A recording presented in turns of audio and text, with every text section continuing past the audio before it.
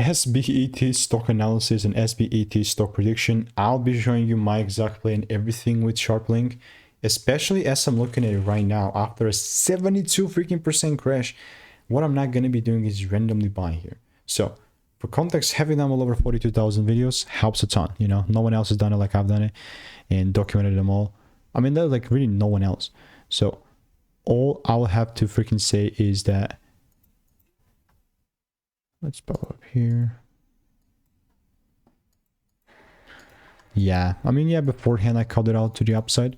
But when I see this sort of freaking performance, bro, I'm just like, yeah, right.